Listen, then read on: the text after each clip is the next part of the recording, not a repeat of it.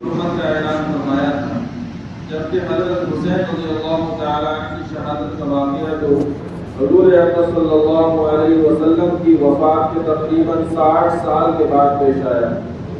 لہذا یہ بات درست نہیں کہ عاشورہ کی حرمت اس واقعے کی وجہ سے ہے، بلکہ حضرت حسین رضی اللہ تعالیٰ کی شہادت کا اس روز واقع ہونا یہ حضرت حسین رضی اللہ تعالیٰ کی مزید فضیلت کی دلیل ہے۔ اللہ تعالیٰ نے ان کو شہادت کا مرتبہ اس دن میں عطا فرمایا جو پہلے ہی سے مقدس اور محترم چلا آ رہا تھا۔ بہرحال یہ عاشورہ کا دن ایک مقدس دن ہے۔ اس دن کے مقدس ہونے کی وجہ کیا ہے یہ اللہ تعالیٰ ہی بہتر جانتے ہیں۔ اس دن کو اللہ تعالیٰ نے دوسرے دنوں کی پر کیا فضیلت دی ہے اور اس دن کا کیا مرتبہ رکھا ہے اللہ تعالیٰ ہی بہتر جانتے ہیں، ہمیں تحقیق میں پڑھنے کی ضرورت نہیں ہے۔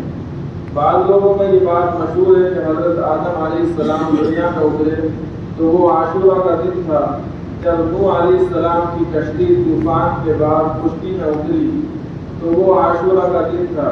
حضرت ابراہیم علیہ السلام کو جب آگ میں ڈالا گیا اور اس آگ کو اللہ تعالیٰ نے ان کے لیے گلزار بنایا تو وہ عاشورہ کا دن تھا، اور قیامت بھی عاشورہ کے دن قائم ہوگی۔ یہ باتیں لوگوں میں مشہور ہیں لیکن ان کی کوئی اثر اور بنیاد نہیں۔ کوئی صحیح روایت ایسی نہیں ہے جو یہ بیان کرتی ہو کہ یہ واقعات عاشورہ کے دن پیش آئے تھے۔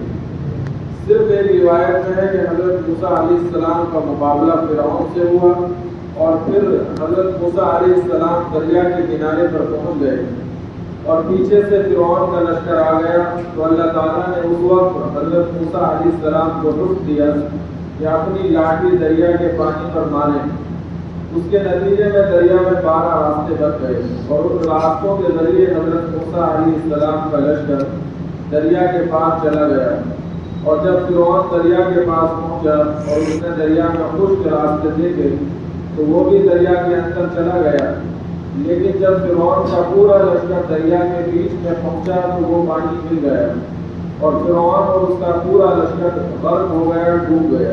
یہ واقعہ عاشورہ کے دن پیش آیا۔ اس کے بارے میں ایک روایت موجود ہے جو نسبتاً بہتر روایت ہے، لیکن اس کے علاوہ جو دوسرے واقعات ہیں ان کے عاشورہ کے دن میں ہونے پر کوئی اصل اور بنیاد نہیں۔ اس تحقیق میں پڑھنے کی ضرورت نہیں کہ کس وجہ سے اللہ تعالیٰ نے اس دن کو فضیلت بخشی، بلکہ یہ سب اللہ جل شانہ کے بنائے ہوئے دن ہیں۔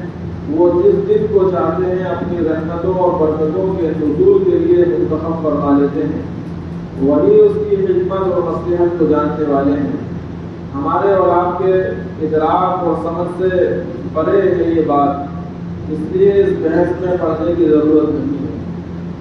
البتہ اتنی بات ضرور ہے کہ جب اللہ تعالیٰ نے اس دن کو اپنی رحمت اور برکت کے حصول کے لیے منتخب کر لیا تو اس کا تقدس یہ ہے کہ اس دن کو اس کام میں استعمال کیا جائے جو کام نبی کریم صلی اللہ علیہ وسلم کی سنت سے ثابت ہو۔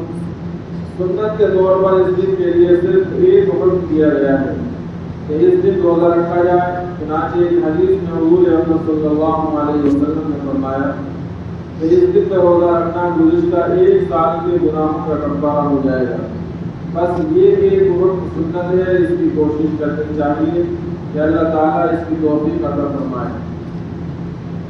اس میں ایک اور مسئلہ اور بھی ہے، وہ یہ کہ حضور اکرم صلی اللہ علیہ وسلم کی حیات طیبہ میں جب بھی عاشورہ کا دن آتا تو آپ صلی اللہ علیہ وسلم روزہ رکھتے، لیکن وفات سے پہلے جو عاشورہ کا دن آیا تو آپ صلی اللہ علیہ وسلم نے عاشورہ کا روزہ رکھا اور ساتھ میں یہ ارشاد فرمایا کہ 10 محرم کو ہم مسلمان بھی روزہ رکھتے ہیں اور یہودی بھی روزہ رکھتے ہیں، اور یہودیوں کے روزہ رکھنے کی وجہ وہی تھی کہ اس دن میں چونکہ بنی اسرائیل کو اللہ تعالیٰ نے حضرت موسیٰ علیہ السلام کے ذریعے فرعون سے نجات دی تھی، اس کے شکرانے کے طور پر یہودی اس دن روزہ رکھتے تھے۔ بہرحال حضور اکرم صلی اللہ علیہ وسلم نے ارشاد فرمایا کہ ہم بھی اس دن روزہ رکھتے ہیں اور یہودی بھی اس دن روزہ رکھتے ہیں، جس کی وجہ سے ان کے ساتھ ہلکی سی مشابہت پیدا ہو جاتی ہے۔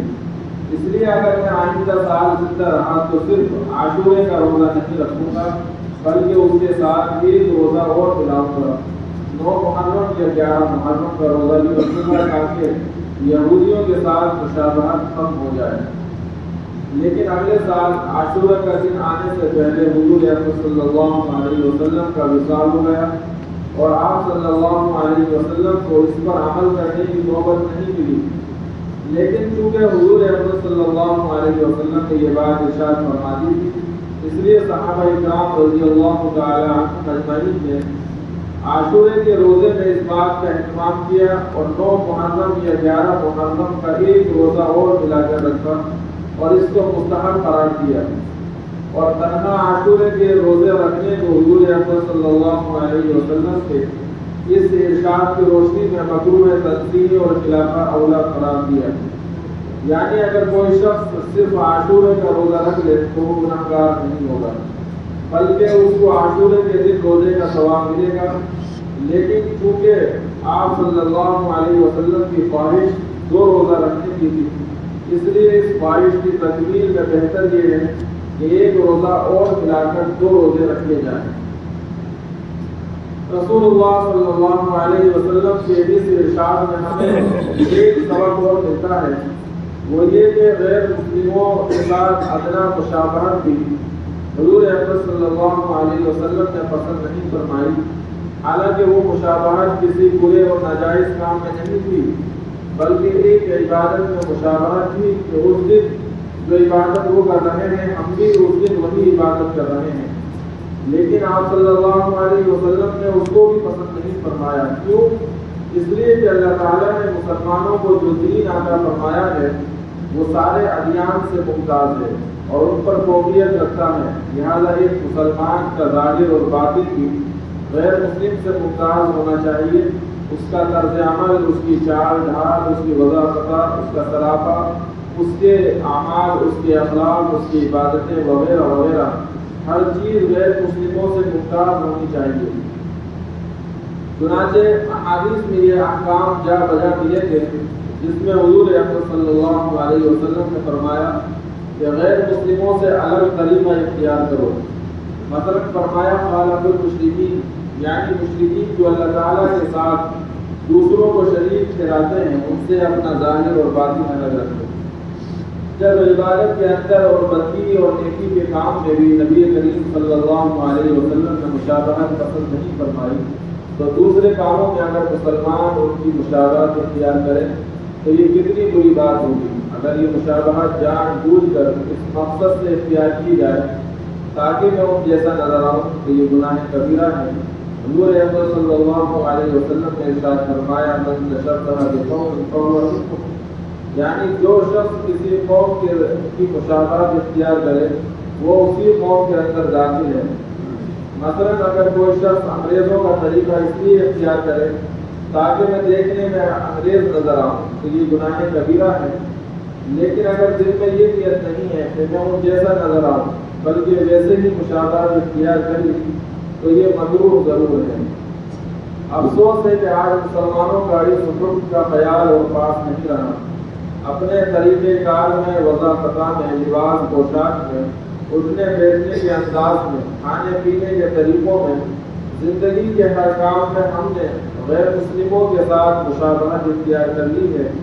ان کی طرح کا لباس پہن رہے ہیں، ان کی زندگی کی طرح اپنی زندگی کا نظام بناتے ہیں، ان کی طرح کھاتے پیتے ہیں، ان کی طرح بیٹھتے ہیں۔ زندگی کے ہر کام میں ان کی نقالی کو ہم نے ایک فیشن بنا لیا ہے۔ آپ اندازہ کریں کہ حضور اکرم صلی اللہ علیہ وسلم نے عاشورے کے دن روزہ رکھنے میں یہودیوں کے ساتھ مشابہت کو پسند نہیں فرمایا۔ اس سے سبق ملتا ہے کہ ہم نے زندگی کے دوسرے شعبوں میں غیر مسلموں کی جو نقالی اختیار کر رکھی ہے خدا کے لیے اس کو چھوڑیں اور جناب رسول اللہ صلی اللہ علیہ وسلم کے طریقوں کی اور صحابہ کرام رضوان اللہ تعالی علیہ اجمعین کی نقالی کریں۔ ان لوگوں کی نقالی مت کریں جو روزانہ ہماری پٹائی کرتے ہیں، جنہوں نے ہم پر ظلم اور استبداد کا شکنجہ کسا ہوا ہے، جو انسانی حقوق دینے کو تیار نہیں ہے۔ ان کی نقالی کر کے آخر ہمیں کیا حاصل ہوگا؟ ہاں، دنیا میں بھی ذلت ہوگی اور آخرت میں بھی رسوائی ہوگی، اللہ تعالیٰ ہر مسلمان کو اس سے محفوظ رکھے۔ بہرحال اس مشابہت سے بچتے ہوئے عاشورے کا روزہ رکھنا بڑی فضیلت کا کام ہے۔ عاشورے کے دن روزہ رکھنے کا حکم تو برحق ہے، لیکن روزے کے علاوہ عاشورے کے دن لوگوں نے جو اور اعمال اختیار کر رکھے ہیں ان کی قرآن کریم اور سنت میں کوئی بنیاد نہیں۔ مثلا بعض لوگوں کا خیال یہ ہے کہ عاشورے کے دن کھچڑا پکانا ضروری ہے، اگر کھچڑا نہیں پکایا تو عاشورے کی فضیلت یہ حاصل نہیں ہوگی۔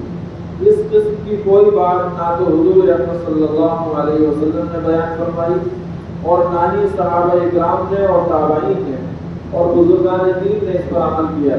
صدیوں تک اس عمل کا کہیں وجود نہیں۔